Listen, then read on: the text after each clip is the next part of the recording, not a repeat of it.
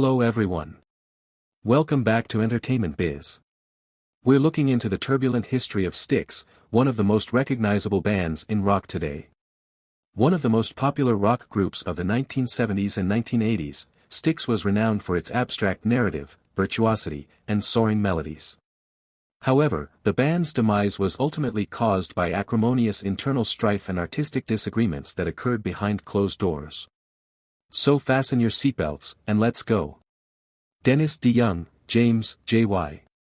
Young, John, J.C. Kuralewski, and brothers Chuck and John Panozzo created Styx in Chicago in 1972. Originally called the Tradewinds, they subsequently adopted the name Styx, which is derived from the Greek river that, in mythology, divides the living from the dead. An appropriate name for a group whose music would appeal to all age groups. The band's distinctive fusion of pop, progressive rock, and classical influences rapidly made them popular. They achieved several gold and platinum records with their early albums, such as Styx 2 and The Grand Illusion, which demonstrated their musical aptitude and songwriting abilities. Before we continue, please subscribe to this channel and click that notification bell for more entertainment business that you need to know. With their 1977 album, The Grand Illusion, which included the hit song, Come Sail Away, which peaked at number 8 on the Billboard Hot 100, Styx had their major breakthrough. The multi-platinum record solidified Styx's position as a powerful force in the rock industry. Their first and only number 1 single, the ballad, Babe, was featured on their 1978 album, Pieces of Eight, which also featured fan favorites like Renegade and Blue Collar Man. Their success continued with the 1979 album, Cornerstone. The band's first million-selling single and biggest worldwide smash, Babe, peaked at number 6 in the UK. By the beginning of the 1980s, Styx had become one of the most well-known rock groups worldwide. Paradise Theater, their concept album from 1981, was a commercial and critical triumph, peaking at number 1 on the Billboard 200.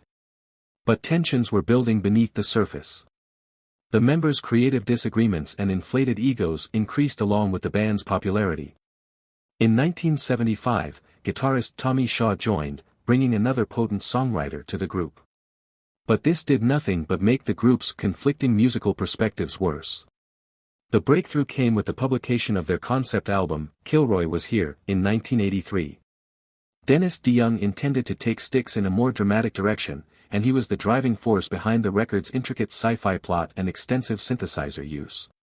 But not everyone in the band agreed, especially Tommy Shaw and James Young. In an interview, James Young said, "Dennis had this vision for an idea that none of the rest of us agreed with, and we battled about it for quite some time." The disagreement could have stemmed from different ideals with regard to songwriting. In an interview, DeYoung said, "I believe real creativity and important creativity comes from a place where there are no governors. You express whatever it is you have, whether it is writing or music, unabashed. It comes from that place in you that is pure and uncompromised. When you do that, then you get the best work from yourself. Along the way, you're going to be compromised. Inherently, when you write the damn song, then you need to let the song be what it is. When you start going, I need a song like the ones in column A. When you do that, then you immediately put on the blinders and you go down a particular path. I do not think that is what great songwriting is about. Great songwriting is the freedom to express yourself in the manner in which it comes." While the album that resulted was a commercial success and gave rise to the smash single, Mr. Roboto, a significant number of their fan base found it unpleasant. With DeYoung and the other band members conflicting over the band's direction, tensions escalated throughout the band's next tour.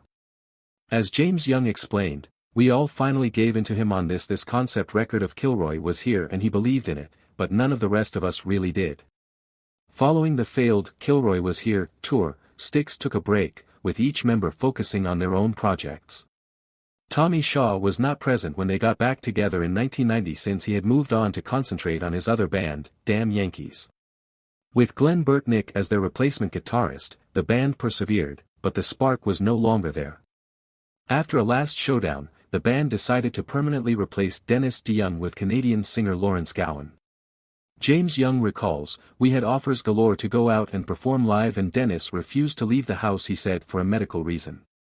Following Styx's dissolution, DeYoung sued his former bandmates for using the Styx name, resulting in a public and nasty confrontation. The band members have voiced a mixture of sadness and resentment at how things ended in the years since.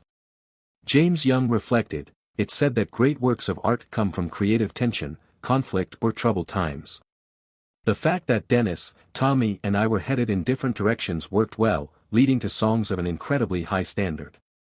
For his part, Dennis DeYoung has been more conciliatory in recent years. He believed that even without him in the band, Styx is always and will always be a great band.